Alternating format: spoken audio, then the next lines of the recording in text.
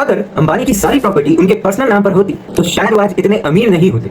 और अगर कल अंबानी और अडानी की पर्सनल प्रॉपर्टी लिस्ट पब्लिक हो जाए तो शायद तुम्हें लगे कि उनके नाम पर तो उतनी एसेट्स हैं ही नहीं। लेकिन इसका मतलब ये नहीं कि वो गरीब है, बल्कि रिच लोग वेल्थ को हम और तुम से बिल्कुल अलग तरीके से मैनेज करते हैं। अंबानी और अडानी जैसे बिलियनियर्स अपनी हर प्रॉपर्टी एक्सेप्ट एक्सपेंसिव कार्स और इन्वेस्टमेंट्स डायरेक्टली अपने नाम पर नहीं रखते, और इसके पीछे सबसे बड़ा लीगल रीजन है एसेट प्रोटेक्शन। मान लो तुम्हारे नाम पर एक फैक्ट्री है और उस पर कोई बड़ा लॉ सूट या हजारों करोड़ का कर्जा आ जाता है। अगर सब कुछ पर्सनल नाम पर होगा तो कोर्ट तुम्हारा घर और पर्सनल बैंक अकाउंट भी बिकवा देगी। लेकिन अगर सारी एसेट किसी कंपनी या ट्रस्ट के नाम पर हैं, तो कंपनीज एक्ट के तहत लॉ उस कंपनी को एक सेपरेट लीगल पर्सन मानता है, यानी कंपनी का उधार कंपनी का है, ओनर की पर्सनल वेल्थ एकदम सेफ है। इस कंसेप्ट को कहते हैं लिमिटेड लायबिलिटी। दूसरा सबसे बड़ा रीजन कंट्रोल।